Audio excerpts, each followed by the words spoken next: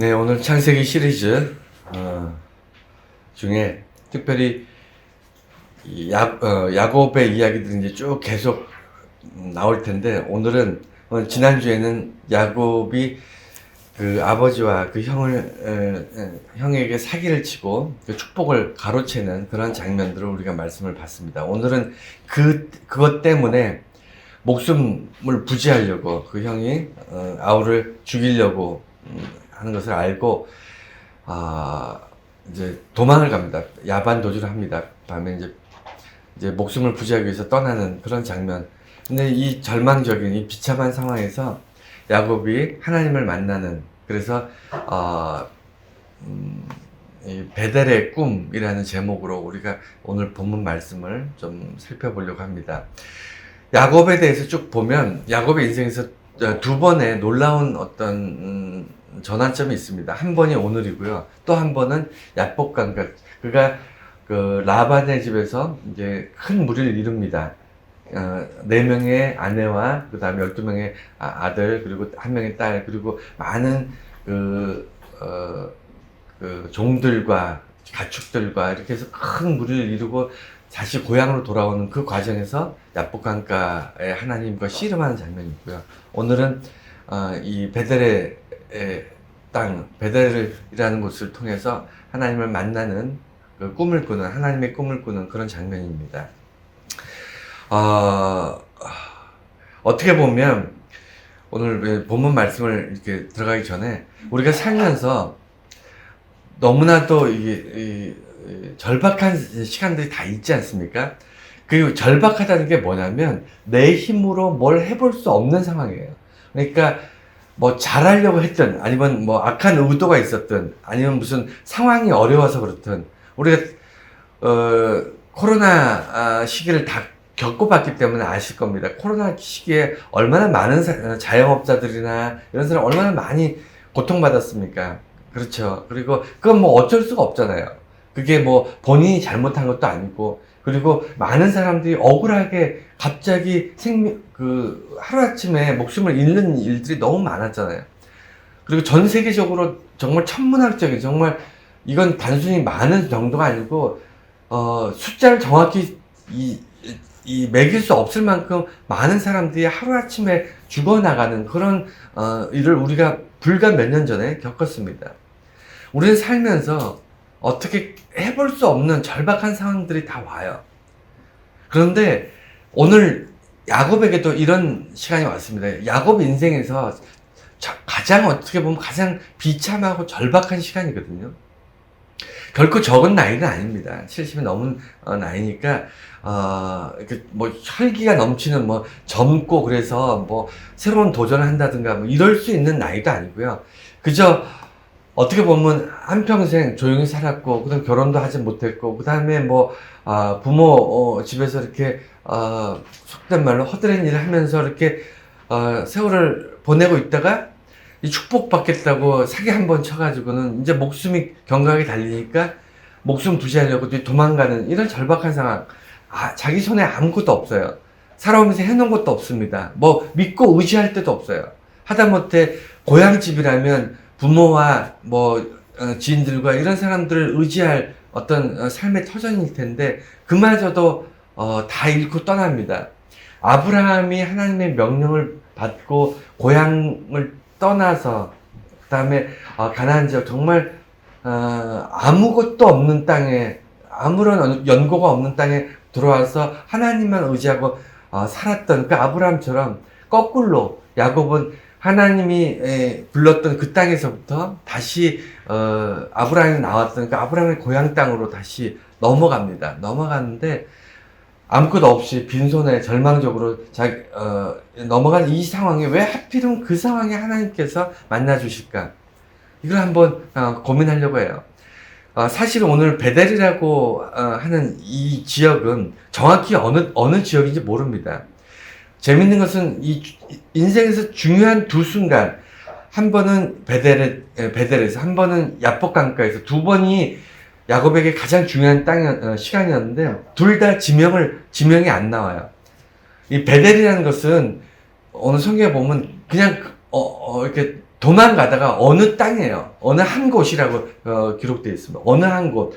알지 못하는 어느 한 곳인데 그곳을 야곱이 하나님의 꿈을 꾸고 나서 베델이라고 이름을 지어요. 그 땅에다가. 그래서 베델이 된 거고요. 야복 강가도 마찬가지입니다. 강가예요. 강 주변에 어느 땅이에요. 정확하게 어딘지 몰라요. 그냥 야복강이라는 강을 건너고 나서 그곳의 어느 지점입니다. 우리는 살면서 정말 중요한 시간, 딱 집어서 어느 시기라고 말할 수 없지만, 어쨌든 그 순간, 우리의 삶이 변화되는 한 시점이 있는데, 그 시점이 야곱에게는 베델이었고 야복강이었어요. 자, 그러면 오늘의 본문에 나오는 이 베델은 어떤 의미에서, 하나님께서 부르셨을까? 이걸 한번 찾아볼게요.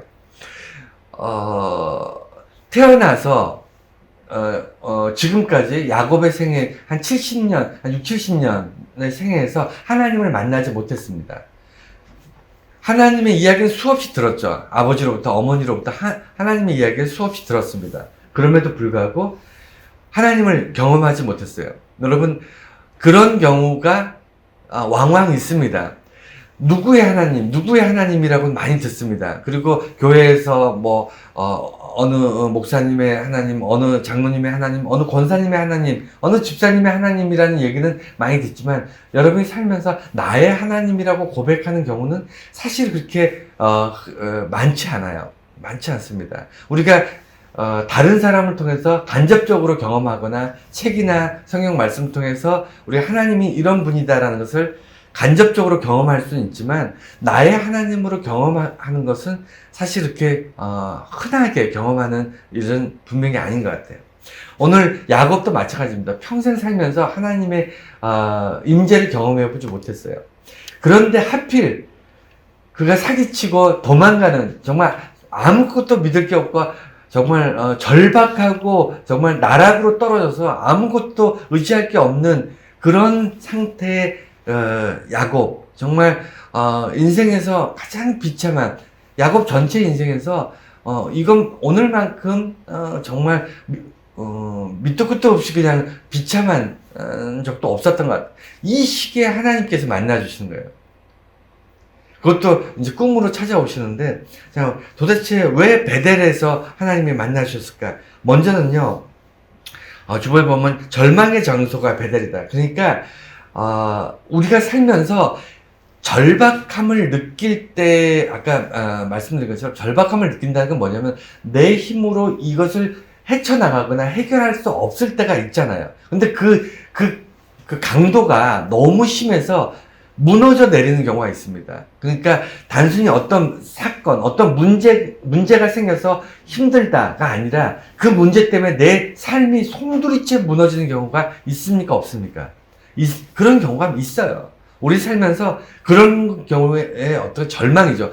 절망이란 희망이 없는 거예요. 뭔가 좋아질 거라는, 뭔가 좀 나아질 거라는, 해결될 거라는 희망 자체가 없는 게 절망이잖아요. 그렇지 않습니까? 그러니까 절망의 상황, 모든 것이 무너져 내려서 어떤 사건을 통해서 나의 삶의 모든 것이 무너져 내리는 그 순간이 우리 인생에 분명히 있습니다. 많이 있었던 사람도 있을 거고, 또 그런 경우 누구나가 다 경험을 할 거예요. 그런데 그 순간에 왜 하나님이 보이냐면, 여러분, 우리 인간은요 되게 영악합니다. 오늘 야곱에 대해서 나올 때는 야곱 되게 얍삽하고 영악하거든요. 오늘 이제 뒷부분에 이제 야곱이 왜 영악하고 얍삽한지 다시 나올 텐데, 우리들의 삶을 볼 때 가장 우리가 닮은 사람이 누구냐면 야곱이에요. 우리는 정말 야곱같이 얍삽하게 우리 하나님과의 관계를 유지해 나가고 있지 않는가, 이런 생각이 드는데, 그만큼 야곱의 삶이 절박했을 때 하나님이 찾아왔지만, 야곱은 넉넉하게 하나님께 헌신하고 순종하고 이렇게 안 합니다. 어쨌든 그래서 절박하고 그 다음에 절망적이고 이런 상황에 뭐가 보이기 시작하냐면, 드디어 내가 믿고 의지하는 것들이 이제 사라지는 거예요. 하나님의 영광과 하나님의 은혜는 항상 하나님이 우리와 함께 하시지만 뭐에 덮여 있어. 마치 이불에 덮여 있는 것처럼, 아니면 따뜻한 아랫목에 발을 넣으면 따뜻해지는데 그 위에 이불이 차곡차곡 쌓여져 있어서 우리가 그 따뜻한 아랫목을 경험하지 못하는 거하고 똑같습니다. 하나님이 우리 인생에 정말 따뜻하게 우리와 함께 하시고 우리 삶을 따뜻하게 이렇게 동행하심에도 불구하고 그 온기를 느끼지 못하는 건 우리가 나의 경험이나 나의 지식이나 아니면 나의 내가 사람들 앞에 자랑할 만한 어떤 그런 것들로 다 차곡차곡 하나님의 은혜를 덮어버려요. 덮어져 있기 때문에 우리가 하나님을 경험하지 못하는데, 하나님의 음성을 듣지 못하는데, 절망적이고 절박할 때 이런 것들이 다 사라지거든요. 내가 믿었던 돈이 사라지고, 내가 믿었던 건강이 사라지고, 내가 믿었던 어떤 경험이나 지식이나 이런 것들이 사라져요. 왜? 너무 절망적인 상황에서 그런 것들이 나의 문제를 해결하지 못하고, 내가 의지할 데가 없으니까 그제서야 하나님만 보이기 시작하는 거예요. 야곱이 70년 동안 편안하게 아버지의 집에 거할 때는 그가 굳이 하나님을 찾지 않아도 먹고 살 수 있었고요. 굳이 하나님에 의지하지 않아도 그날 어떻게 살아갔어요. 그렇게 평생을 살았습니다. 그런데 아버지께 사기를 치고, 형을 사기를 치고, 형이 자기를 죽이려고 하고, 어머니로부터 이제 떠나가고, 이젠 정말 허허벌판에 도망다니다가 이제 밤이 깊어서 노숙을 합니다. 새벽 이슬을 감수하고 이불이 있습니까? 뭐가 있습니까? 아무것도 없죠. 노상에서 그 돌을 베개 삼아 누워있을 때 얼마나 삶이 비참하겠어요. 내가 살면서 여지까지 뭘 했는가? 이제 앞으로는 어떻게 살아가야 할 것인가? 내가 아무도 아는 사람이 없는 그곳에 가서 과연 내가 목숨을 부지할 수 있을까? 남아있어도 죽고 가서도 죽을 수도 있는 그런 비참한 인생, 이게 나의 미래인가? 여러분 한번 야곱에게 감정이입을 하셔서 그 사람의 지금 현재 심정을 한번 생각해 보세요. 얼마나 비참합니까? 근데 이 순간에 하나님께서 찾아오시는 거예요.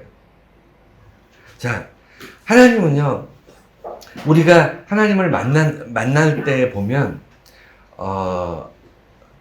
뜻밖의 상황입니다. 그러니까 느닷없이 하나님께서 우리를 찾아오세요. 느닷없이 찾아오시는데 왜 그렇게 하나님이 찾아오시냐면, 하나님이 기다렸다가 우리가 절박하고 쫄딱 망하고 우리가 막 절망적일 때 기다렸다가 확 오시는 게 아니라, 하나님이 늘 우리 앞에 계세요.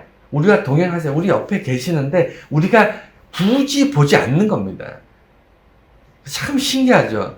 하나님께 손 내밀지 않는 거예요. 항상 옆에 계시는데 우리가 조금 더 쉬운 방법, 조금 더 편한 방법, 이 방법으로 가는 거예요. 하나님께 손 내미는 것, 이게 참 우리가 다 쉬울 것 같은데 그렇게 안 하더라고.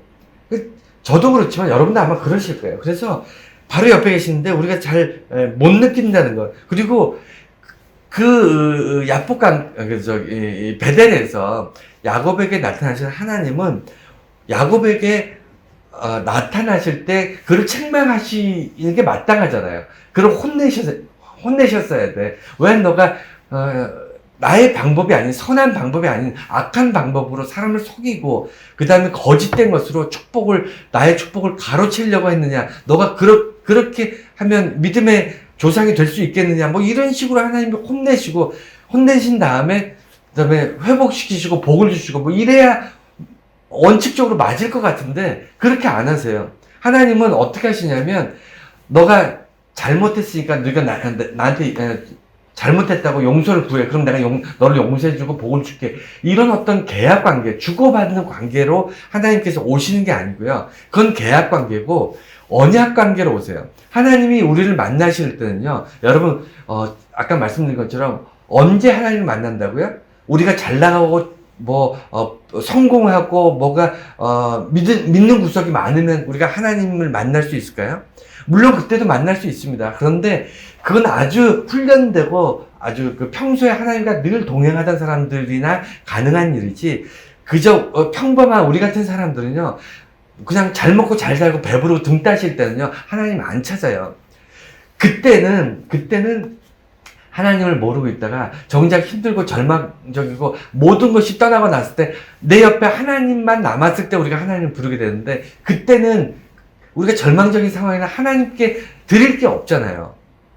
안 그렇습니까? 우리가 뭔가를 하나님께 드려야 하나님께서 우리에게 주시는 이 관계가 계약 관계인데, 내가 하나님께 뭔가를 드릴 때, 내가 재물을 드리든 시간을 드리든 아니면 하나님께 나의 어떤 미래에 대한 어떤 서원을 드리든 뭔가를 드릴 수 있는 뭐 거리가 있을 때 하나님과 계약을 맺을 텐데, 우리 절망적인 상황에서 하나님 보인다니까요. 절망적인 상황에서 하나님 보이는데 뭐 정작 하나님이 보이는 시간에 내가 드릴 게 없어. 그래서 하나님께서는 우리를 만나 주실 때 어떻게 하시냐면, 우리랑 계약하시는 게 아니고 언약을 하세요. 언약은 뭐라고요? 먼저 주는 거예요. 다 주는 거예요. 뭔가 너가 내게 주면 내가 주겠다가 아니라 그냥 덮어놓고 주시는 게 언약이에요. 그래서 축복을 주세요. 그리고 우리에게 약속을 주세요. 말씀을 주세요. 그리고는 누리라는 거예요. 그게 언약이에요. 내가 복을 줄 테니까 너가 복을 누려라. 이게 언약입니다. 내가 왜 복을 주냐고 말씀 안 하세요. 왜 야곱이 잘못했는데 혼내지 않으시냐고 말씀 안 하세요. 그냥 언약으로 오시는 거예요. 이래서 하나님을 믿는 사람들이 복된 사람이에요. 하나님께서는 우리에게 그저 계약 관계로 우리가 무엇인가 희생을 하고 재물을 드리고 뭔가 하나님 앞에 경건하게 살고 하면 복을 주시는 그런 분이 아니라, 우리가 모든 우리의 삶의 여정에 항상 동행하시지만, 그럼에도 불구하고 우리는 하나님 찾지 않지만, 우리가 정작 우리가 믿고 의지하는 것들이 사라져서 하나님밖에 보이지 않는 그때, 비로소 우리에게 아무것도 남아있는 게 없을 때, 우리 손에 그동안 내가 잘 먹고 잘 살 때는 하나님을 위해서 아무것도 안 하다가 내 손에 아무것도 없을 때, 모든 것이 다 떠나고 났을 때, 그제서야 하나님의 음성을 들을 때 하나님께서는 우리 손에 무엇이 있느냐를 보지 않으시고 우리에게 빈손에 무엇인가 채워주시는 그런 하나님으로 우리에게 말씀하신다. 자, 그래서 하나님이 베델에 찾아오신 가장 큰 의미가 뭐냐면, 언약이 시작이 되는 거, 언약을 주신다는 거. 자, 이 복을 주시기로 약속하셨는데, 그래서 언약을 주시는데, 그 언약을 오늘 성경 본문에 보면, 너의 할아버지 아브라함, 너의 아버지 이삭의 하나님이 나다. 그래서 너에게도 똑같이 너의 하나님이 되겠다. 그리고 너에게 할아버지와 한 약속, 아버지랑 한 약속을 너하고도 하겠다. 이걸 비로소 70년 만에 처음 야곱의 하나님을 만나는 그 자리에서 하나님께서 약속을 주시는 거예요. 그런데 이 약속은요, 내가 너에게 복을 주겠다. 야곱이 이 베델 이후로 라반의 집에 갔을 때 하는 일마다 잘 돼요. 하는 일마다 복 받습니다. 모든 일이 정말 모든 주변의 사람들이 이상하다고 생각할 만큼, 너무나도 부러워할 만큼 손 대는 일마다 다 잘 돼요. 그래서 심지어는 주변에 있는 라반이나 이런 사람들이 시기 질투하지 않습니까? 그만큼 잘 돼요. 복을 쏟아 붓습니다. 그런데 그 복을 쏟아 붓는 이유가, 하나님께서 이 베델에서 언약을 주셨기 때문이 아니고요. 사실은 언약은 이 베델에서 언약을 하셨지만, 복은 언제부터 주기로 작정하셨냐면, 하나님께서 태중에 그 어머니 리브가의 뱃속에 있을 때부터 하나님께서 결정하시고 복을 주신 거예요. 여러분, 우리가 착각하고 있는 게 뭐냐면, 내가 지금 뭐 힘든 일이 있었는데 내가 하나님께 기도하고 내가 성실히 노력해서 그 열매를 맺고 결과가 있었어요. 그래서 우리가 하나님 감사합니다. 내가 하나님께서 축복하시고 도우셔가지고 비로소 이 오랫동안 기도했던 이 일이 성취되고 하나님께 감사드립니다 라고 감사기도 하는 것이, 그게 옳은 게 아니라니까요. 원래 옳은 건 뭐냐면, 바른 믿음 생활하는 게 뭐냐면, 오늘날 내가 이루어진 이 축복은, 오늘날 내가 경험하는 이 은혜는 지금 내가 은혜를 누리는 것이 아니라, 내가 태중에 심지어는 태초부터 하나님께서 나를 축복하시기로 정하시고 택하시고 나에게 복을 주셔서 오늘날까지 살게 하시고, 그리고 지금 내게 은혜를 주셨다. 이게 맞아요. 여러분, 이해가 되시나요? 좀 어렵지만 잘 들으세요. 내가 미래에 있을 축복, 내가 현재 누리고 있는 축복은요, 이 축복을 과거에 정하신 거예요. 과거에부터 축복하셨고요. 과거로부터 오늘날 내가 누릴 축복을 정하셨어요. 그래서 예정론이 우리 장로교에서는 굉장히 중요합니다. 하나님이 나를 구원하셨을 뿐만 아니라 내게 복을 주시기로 작정하셨는데 언제부터? 태초부터. 그리고 어머니 태중에서부터. 그리고 내가 태어나서 오늘날까지 내가 하나님을 알지 못하고 하나님을 까마득히 잊어버리고 내 힘으로 살려고 바동바동하는 그 시점에도 하나님은 내게 복을 주셨다는 거예요.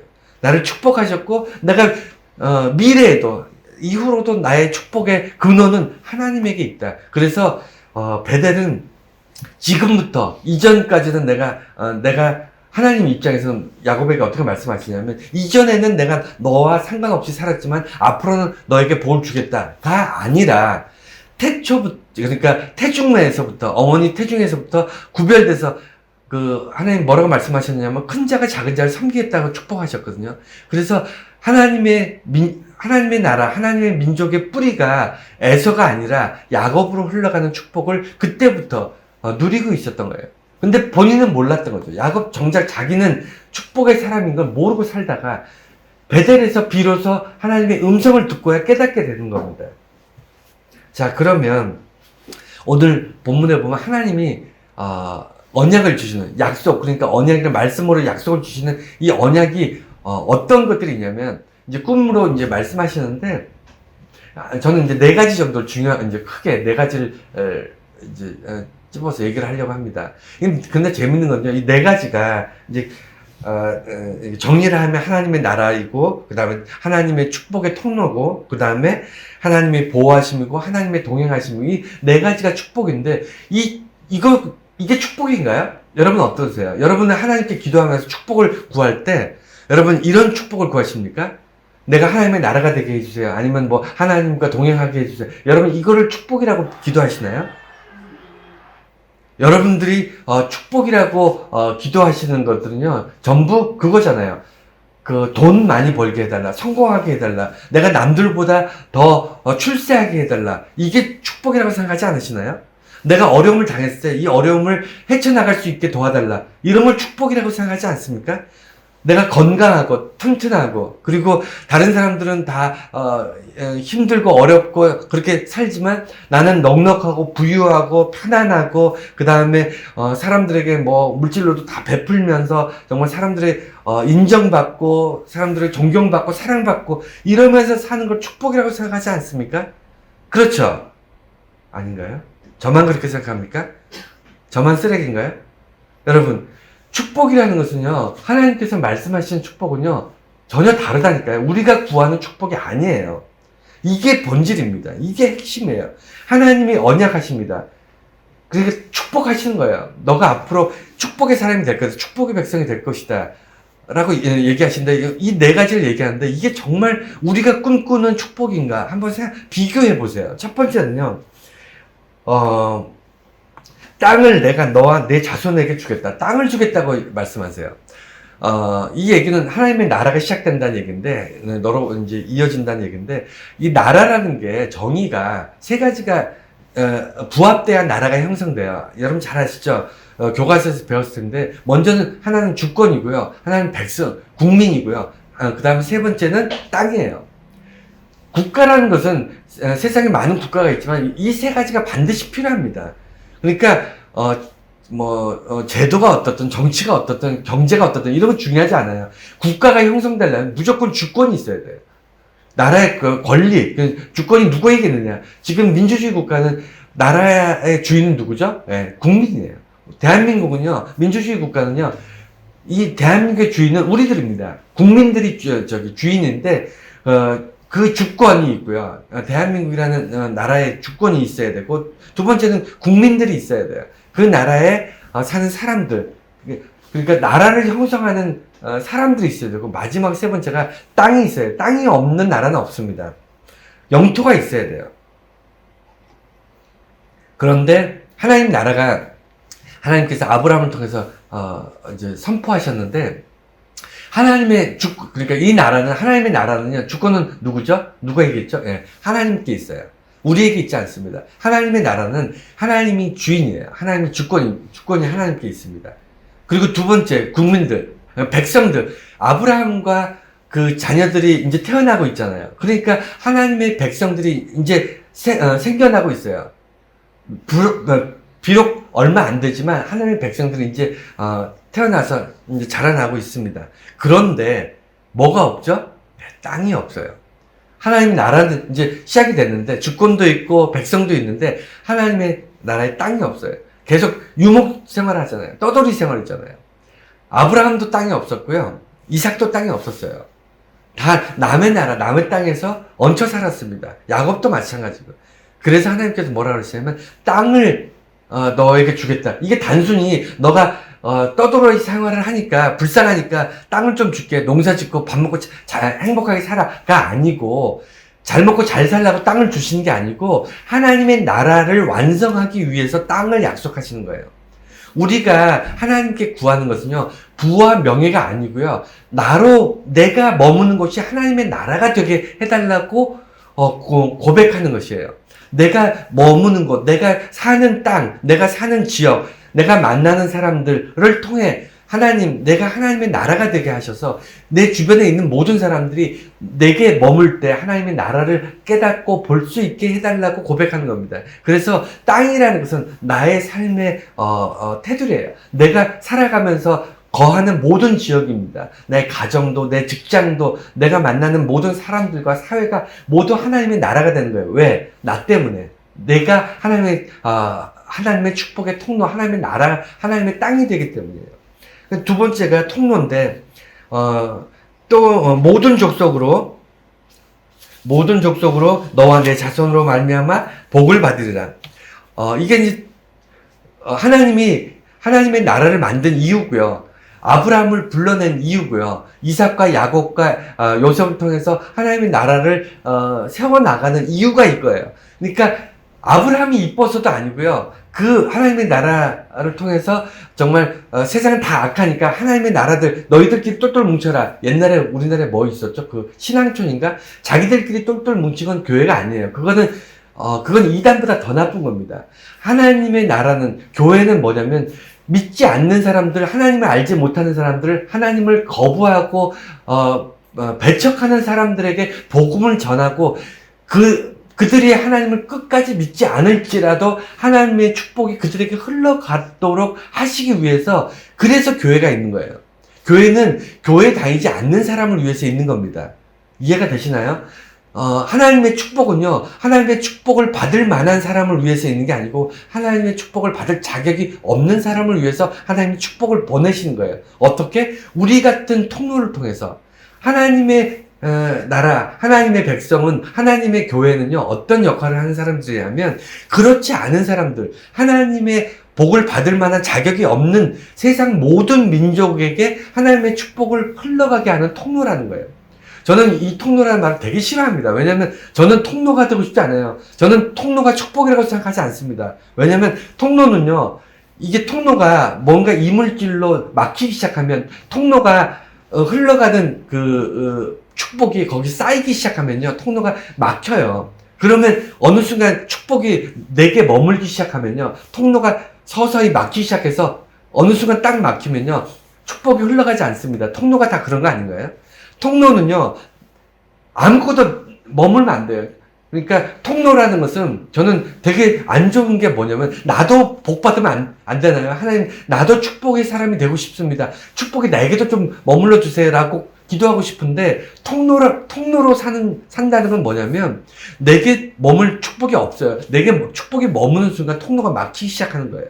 그래서 하나님께서 나는 이용하시는 거예요. 통로를 이용만 하시고, 나는 이미 하나님의 자녀가 됐고 구원받은 백성이고 하나님 안에 동행하는 정말 하나님의 사람이기 때문에 더 이상 축복이 머물 필요가 없는 거예요. 하나님만으로 충분한 거예요. 그러면 하나님이 없는 사람들에게 하나님의 축복이 흘러가도록 나는 그냥 열려있는 사람, 통과하는 사람으로 머무는 겁니다. 그래서 저는 제가 모질라기 때문에, 제가 욕심이 많고, 그 다음에 하나님 앞에 좀 부족하기 때문에 통로가 되기 싫습니다라고 기도했었는데, 하나님은 하나님의 사람들에게 그 사람들의 축복하기보다는 장차 모든 민족에게 복을 전하는 통로로 사용하시기 원했어요. 그래서 아브라함도 이삭도 야곱도 요셉도 다 통로로 살았어요. 그래서 그들의 삶이 그렇게 잘 먹고 잘 사는 사람들이 아니었다고. 잘 먹고 잘 살라 그랬으면 정착하고 이방 우상 섬기고 그 다음에 뭐 이게 풍요하게 이렇게 쾌락을 즐기면서 이렇게 사는 게 잘 먹고 잘 사는 건데 늘 하나님 때문에 이렇게 한 곳에 정착하지 않고 떠돌이 생활하면서 이렇게 살잖아요. 그 가는 곳마다 또 그 이방 신들하고 싸우고 하여간 그래서 이 통로의 삶, 저는 원하지 않지만 하나님께서는 그것을 축복으로 하나님의 백성들에게 전하는 겁니다. 하나님의 백성들에게는 반드시 통로의 축복이 있어요. 그래서 하나님 내게 축복해 주세요라고 기도하는 게 우리들의 축복관이라면 하나님께서 정작 언약으로 우리에게 축복하시는 것은 통로의 축복이에요.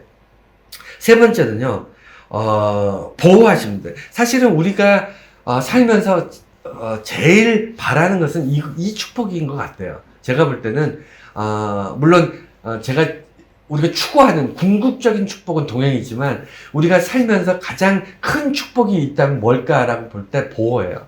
여러분, 우리가, 무엇인가 울타리가 있고, 보호받고 있고, 뭔가 우리가 수고하고 땀 흘린 것을 누군가에게 억울하게 빼앗기지 않고 산다는 것만큼 큰 축복이 없어요.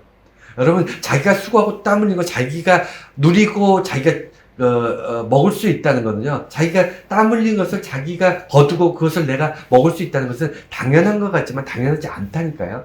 세상은요, 우리가 알지 못하게 억울하게 빼앗기는 일들이 비일비재합니다. 모든 사람들이 그래요. 단 한 사람도 예외 없이 자기가 수고했다고 다 자기가 가져가지 않습니다. 누군가에 의해 빼앗기는 경우가 굉장히 많아요. 억울하죠. 화가 나죠. 분노하게 됩니다. 그래서 싸움이 붙고요. 그래서 우리가 투쟁도 하고 서로 그렇게 되는데, 그래서 하나님께서는 어떻게 얘기하시냐면 내가 너와 함께 있어서 어디로 가든지 내가 너를 지키겠다 이렇게 얘기하세요. 예수 믿는 사람들은요, 이것 때문에 겁이 없어요. 하나님을 믿는 하나님의 백성들은요, 이것 때문에 죽음을 두려워하지 않습니다. 어디를 가든지 하나님 나를 지키신다는 거예요. 그래서 아브라함이 그 본토 아비의 집을 떠나서 하나님께서 가라고 하신 그곳이 어딘지도 모르는 그곳을 가나안 지역이었는데 어딘지도 모르는 그곳을 가라 했을 때 갈 수 있었던 건요, 하나님이 약속하시기 때문이에요. 내가 너와 반드시 함께 하면서 너를 지키겠다고 약속하시니까. 그래서 겁이 없는 겁니다. 왜 예수 믿는 사람들이 자기 혼자 잘 먹고 잘 사는 것으로 만족하지 못하냐면 하나님께서 주신 사명이 있어요. 세상 모든 민족에게 축복의 통로로 살아라고 말씀하셨는데 그 세상 사람들에게 다가가는 것 쉽지 않잖아요. 내가 나 혼자 잘 먹고 잘 살기도 힘든데 세상에 베풀고 나누고 섬기며 산다? 이게 내가 무슨 오지랖이라고 세상의 모든 사람들을 섬깁니까? 그러나 그것이 가능한 이유가 우리 오늘날 많은 선교사들과 많은 목회자들과 많은 예수 믿는 사람들이 이방 민족들에게 그리고 우리 이웃들에게 그리고 우리를 배척하고 기독교와 하나님을 싫어하는 많은 사람들에게 다가갈 수 있는 이유가 뭐죠? 하나님이 너와 함께 하심으로 너를 지키시겠다. 약속 받았기 때문에 가능한 거잖아요.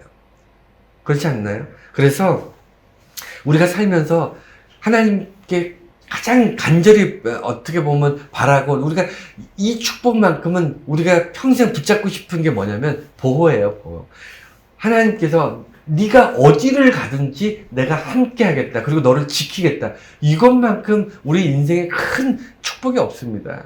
하나님이 날 지키신다는데 여러분 하다못해 경찰관 한 명만 옆에 있어도 우리가 밤길 갈 때 무서운 게 없잖아요. 도통 그렇지 않습니까? 여러분 주변에 좀 힘 있는 사람이 여러분과 함께 조금만 동행해 보세요. 여러분 어깨에 힘 빡 들어가지 않습니까? 우리는 세상적으로도 조금만 권력이 있고 조금만 어떤 힘이 있는 사람이 나를 보호해줘도 내가 정말 무서운 게 없는데 천지를 지으신 하나님께서는 나를 지키시겠다고 친히 약속하시고 언약하셨는데 겁나는 일이 없죠. 겁날 리가 없지 않습니까? 야곱이 그것 때문에 야곱이 지금 어쨌든 그리고요. 또 마지막으로 동행이에요. 이거는 우리가 궁극적으로 가장 큰 축복이에요. 제가 이제 하나님께 바라는 가장 큰 축복이 동행입니다. 잘 되거나 못 되거나 성공하거나 실패하거나 어떠한 상황이라도 하나님과 함께만 갈 수 있다면 그것만큼 큰 축복은 없는 것 같아요. 하나님께서 허락한 것을 다 이룰 때까지 하나님께서 떠나지 아니하시겠다고 말씀하세요. 그냥 동행하는 게 지켜보는 하나님이 아니에요. 여러분, 동행이 제가 왜 큰 축복이냐면, 하나님께서 우리에게 말씀으로 많은 복을 약속하셨어요. 우리 한 사람, 저와 여러분 중에서 하나님의 축복을 약속받지 못한 사람이 한 명도 없습니다. 다 하나님께서 구구절절하게 축복으로 말씀을 다 주셨는데, 동행하신다는 것은 뭐냐면, 하나님의 축복이 다 이루어질 때까지 함께 하신다는 겁니다.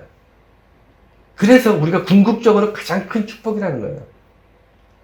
여러분, 하나님이 동행하시는 거는 우리가 잘 되거나 안 되거나 그냥 하나님께서는 저 하늘 위에서 그냥 바라만 보시고 뭐 우리에게 코치나 하시고 우리에게 잔소리나 하시는 그런 하나님이 아니라는 것을 여러분 기억하셔야 돼요.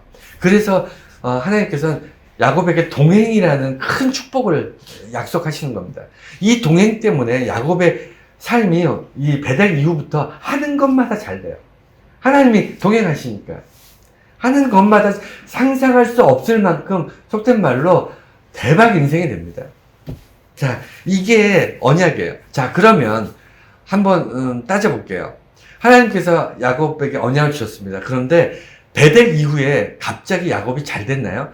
야곱이 갑자기 하나님을 만나고 하나님의 음성을 듣고 하나님의 언약을 받은 뒤에 야곱이 인생이 180도 바뀌었을까요? 제가 아까 말씀드린 것처럼 베델과 야복강가 둘 다 가장 하나님을 만난 놀라운 두 번의 사건, 이 사건 이후에 야곱이 인생이 갑자기 180도 바뀌었을까요? 아니라니까요. 아닙니다. 이게 중요해요. 뭐냐면 야곱은 여전히 도망자로 살고 있고요. 이 베델에서 하나님의 꿈을 꾸고 하나님의 언약을 받은 그 다음날 야곱은 모든 문제가 해결된 게 아니라니까요. 우리는요, 어떤 식으로 세상을 살아가고 있냐면, 야곱이 지금 아버지와 형을 속여서 축복을 갈취했습니다. 사기를 쳤어요. 그래서 축복을 빼앗았기 때문에 좀 목숨을 부지하려고 도망가고 있지 않습니까? 그래서 아무것도 없어요. 자기 정말 오늘 내일 사이에 뭐 들짐승에 물려 죽어도 아니면 가다가 병들어 죽어도 아무도 알아주지 않는 그런 비참한 인생이 됐습니다. 주변에 친구도 없어, 부인도 없어, 자식도 없어. 평생 아무것도 이뤄놓은 게 없는 그 야곱이 그 모든 문제를 해결할 수 있는 딱 하나의 방법이 뭐죠? 딱 하나의 방법, 아주 쉬운 방법. 우리들이 생각하는 방식대로 하면, 에서가 죽으면 돼요. 우리는 어떻게 기도하냐면, 우리가 살아가는 삶의 패턴은요, 하나님, 에서를 죽여주세요. 라고 기도하는 거예요.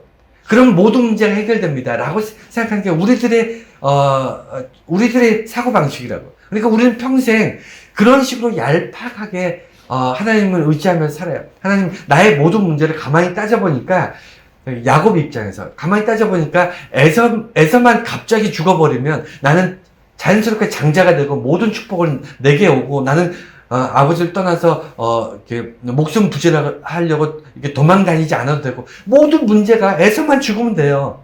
그러니까 우리는 어떻게 생각하냐면 하나님 에서를 죽여주세요 라고 기도할 수 있습니다. 그게 우리가 여태까지 살아오는 방식이었는데 하나님은 그렇게 하지 않으셨어요. 어떻게 하셨냐면 약속을 주세요. 미래에 너는 하나님의 백성이 될 것이고 하나님의 나라가 너로 이렇게 될 것이다 이렇게 얘기를 하시는데 특별히 아브라함은 그 사람 너의 자녀들이 바다의 모래알처럼 하늘의 별처럼 많아지게 사람에 대한 언약을 주셨다면 야곱에게는 땅에 대한 언약을 주시고 너 동서남북으로 어마어마한 땅을 내게 줄 것이다 이렇게 땅을 또 약속하시는 거예요. 하나님의 나라가 이 대를 이어서 형성되어 가는 것을 약속하십니다. 지금 그게 중요한 게 아닌데 하나님 그렇게 약속을 하세요. 그게 왜 그러냐면 우리의 방식과 하나님의 방식이 다르기 때문이에요. 야곱은 달라진 게 없습니다. 그 다음날 아침에 새벽에 일어나서 자기가 베고 자던 돌을 세워놓고 기름 붓고 이걸 베델이라고 명하고는 어떻게 하죠? 여전히 빈털터리로 노숙하면서 며칠 밤낮을 걸려서 그렇게 죽기 살기로 자기 라바 삼촌 댁으로 가지 않습니까? 갑자기 뭐 달라진 게 하나도 없어요. 그 다음날 아침에도 그 전날이랑 달라진 게 없어요. 뭐가 달라졌냐면 하나님의 약속을 들었다는 거 이거 하나 달라졌는데 그 삶은 안 달라졌다니까요. 우리가 착각하고 있는 게 하나님 만나면, 하나님을 경험하면, 하나님 음성을 들으면 나의 문제가 하루아침에 다 해결되고 내가 그 전에 있던 것들이 다 모든 것이 다 바뀌어졌을 거다. 이렇게 착각을 합니다. 아니에요. 하나님 만나고 나서도 우리는 달라진 게 하나도 없습니다. 달라진 거 하나가 뭐냐면 미래가 달라지네. 미래가. 그래서 우리들은 에서가 죽기를 바라는 그런 신앙생활을 하고 있다면 하나님께서는 에서와 상관없이 그의 아버지, 그의 할아버지랑 맺었던 언약이 이어져 가기를 축복하시는 겁니다. 그래서 진정한 하나님의 축복은요, 우리가 눈으로 보지 못해요. 여러분, 그래서 축복입니다. 눈으로 볼 수 있는 거는 예를 들어 건강, 그거 금방 없어집니다. 심지어는 우리가 명예나 재산 이런 거 뭐 대단한 것 같지만 그거 우리 살아있는 동안에 사라져요. 건강, 여러분 죽을 때까지 건강한 사람 없습니다. 건강, 명예, 재물 다 우리가 궁극적으로 바라는 것들, 이런 것들이 우리 축복이라고 생각하고, 이런 것들이 우리의 꿈이라고 생각하고, 이것이 우리가 복받은 거라고 생각했던 모든 것들은요, 우리가 살아있는 동안에 우리 눈앞에서 사라질 것들이에요. 그래서 이걸 축복이라고 하잖아요. 진짜 축복은요, 우리가 눈으로 보지 못하는 겁니다. 우리가 볼 수 없는 게 축복이에요. 네, 그래서 그럼에도 불구하고 세 번째, 야곱의 계약. 야곱이 얍삽하다는 게 뭐냐면, 언약이라는 게 아까 뭐라 그랬죠? 하나님이 그냥 주는 거잖아요. 축복을 그냥 이유 불문하고 주는 거지 않습니까? 아브라함이 하나님의 백성이 될 자격이 있는 사람이기 때문에 하나님이 그러셨을까요? 야곱이 속이고 정말 죄질이 나쁜 사기를 치고 부모에게, 그것도 하나밖에 없는 형에게 그렇게 사기를 치고 도망다니는 그 야곱이 든든하고 믿음직하고 믿음이 좋고 신실하고 착하기 때문에 하나님께서 축복하셨나요? 아니잖아요. 하나님께서 야곱의 얍삽함을 다 아심에도 불구하고 왜 그에게 축복하셨냐면, 야곱이 정말 대표적인 우리 같은 사람이기 때문이에요. 그러니까 훌륭하고 뛰어나고 성품 좋은 사람을 하나님 축복하신 게 아니고요. 가장 평범한 사람. 그게 야곱이었습니다.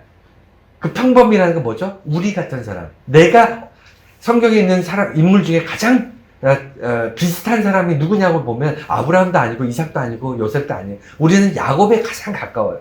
야곱은 하나님께서 모든 것을 그냥 주겠다. 언약으로 이렇게 축복하셨는데, 그 축복을 듣는 순간, 어떻게 하냐면, 계약으로 바꿔요. 언약을 계약으로 바꿔버립니다. 하나님께서는 우리에게 계약으로 주시지 않으셨어요. 왜냐면 우리는 하나님께 드릴 것이 없기 때문에. 그래서 하나님께서는 그냥 주셨거든요. 그게 언약이었는데, 하나님께서 그냥 주시겠다고 한 그 언약을 들은 야곱은요, 그걸 계약으로 바꿔요. 어떻게 계약으로 바꾸냐면, 하나님 말씀으로는 그렇게 축복하신다고 했는데 내가 그것을 어떻게 믿을 수 있습니까? 내가 어떻게 그걸 믿을 수 있죠? 그걸 어떻게 의지할 수 있죠?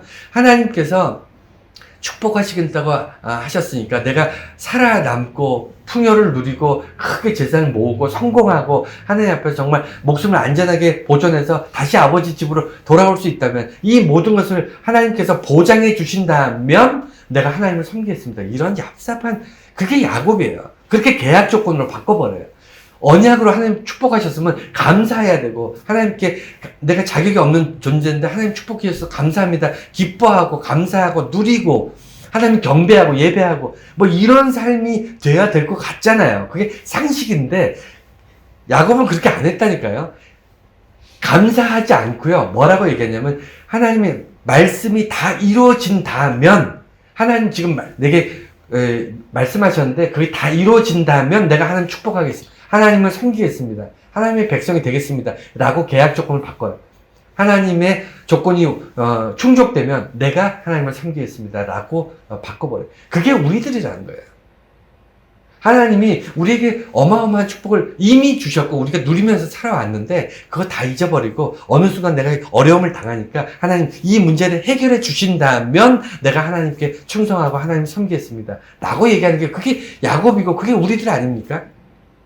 하나님이 미래에 대해서, 과거부터 축복하셨고 미래에 대해서 약속을 주셨는데 그 순간에 내 그 목숨 부지하려고 내가 부귀영화를 누리겠다는 내가 뭔가 목적하는 것을 이루기 위해서 요것을 해주신다면으로 바꿔버리잖아요.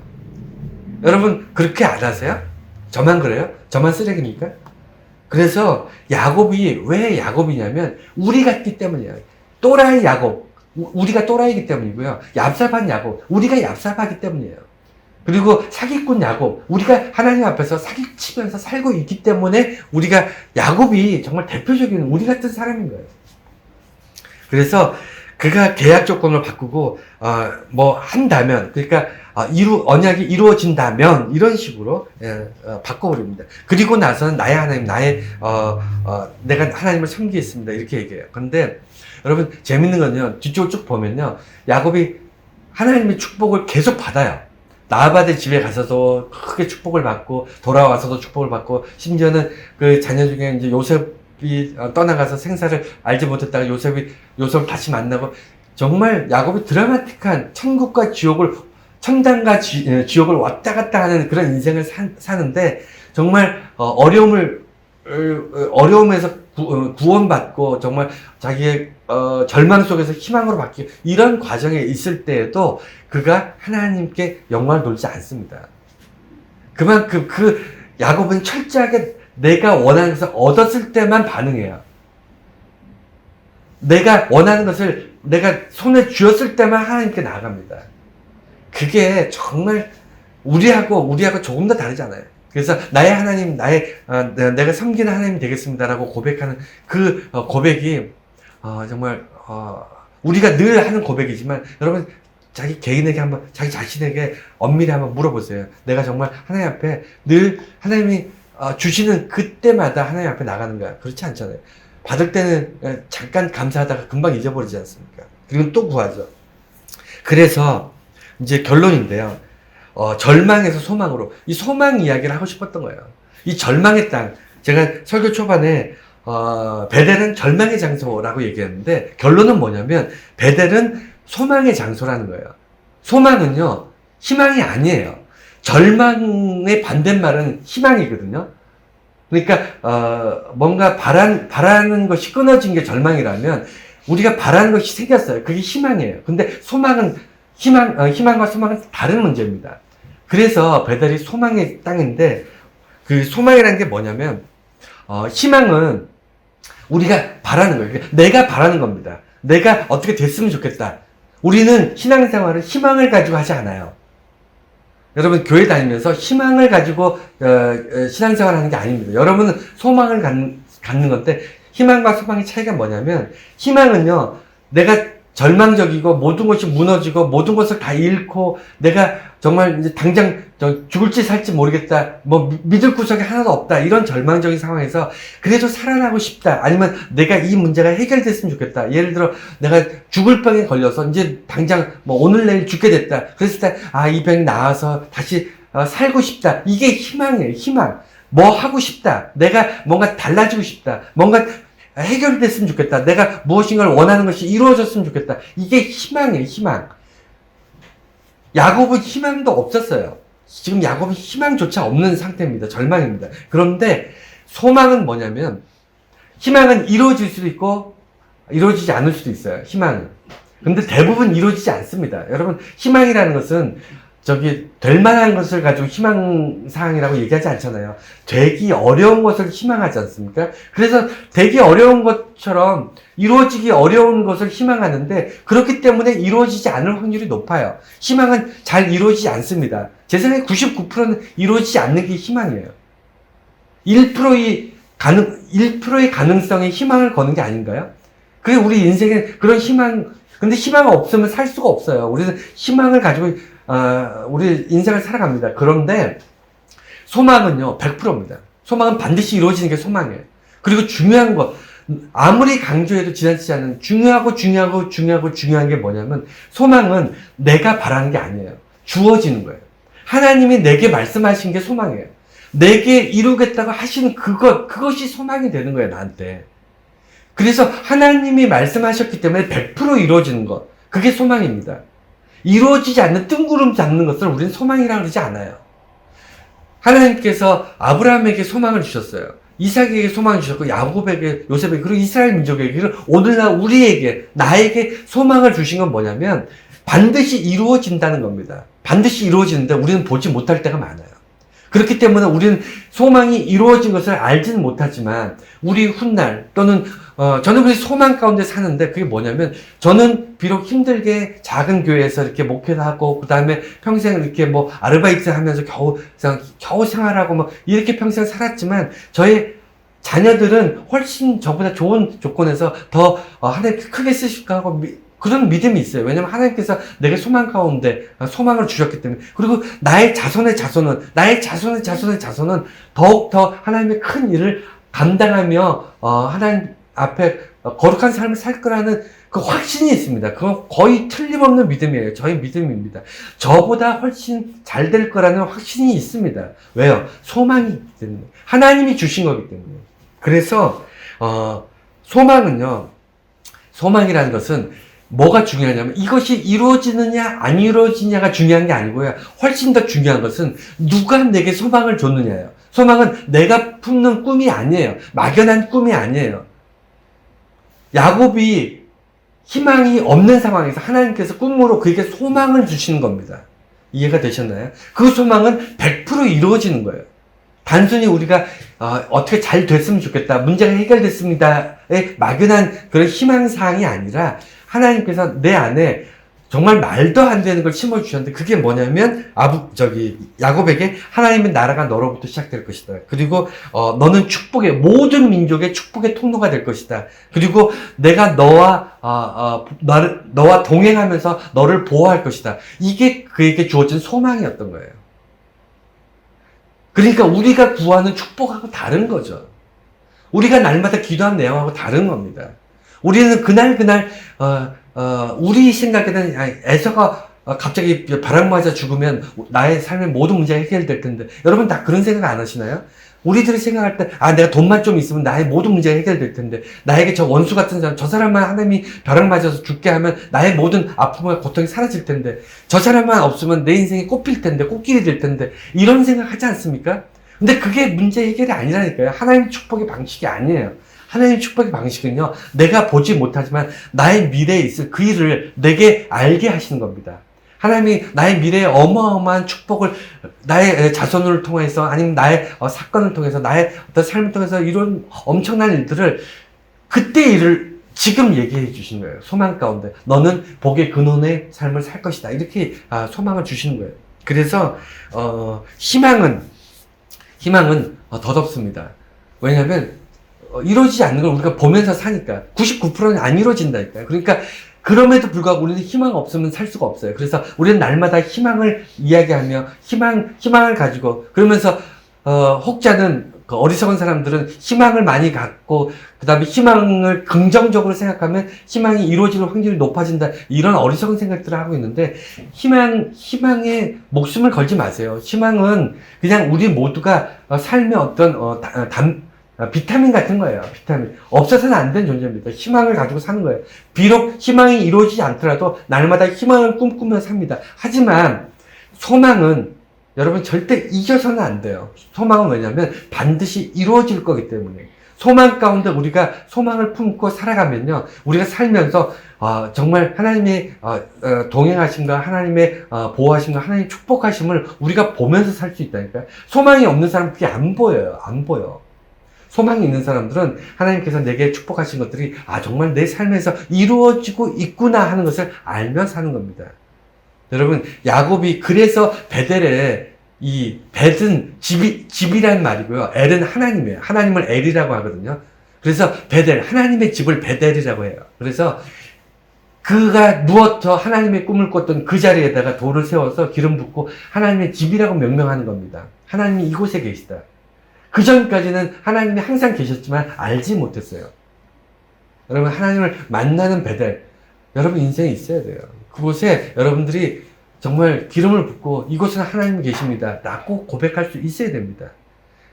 그것이 야곱에게는 베델이었고 야복강가, 두 번의 놀라운 경험이 있습니다. 야복강가에서는 하나님과 씨름하잖아요. 직접 만나잖아요. 베델에서는 꿈으로 만났지만 야복강가에서는 하나님을 직접 만나서 같이 씨름해요. 네. 오늘 이 본문을 통해서 우리가 야곱의 그 베델의 꿈을 통해서 내게 소망으로 꿈을 주시는 하나님을 우리가 찬양하는 그런 여러분들이 저와 여러분들이 되시기를 축원합니다.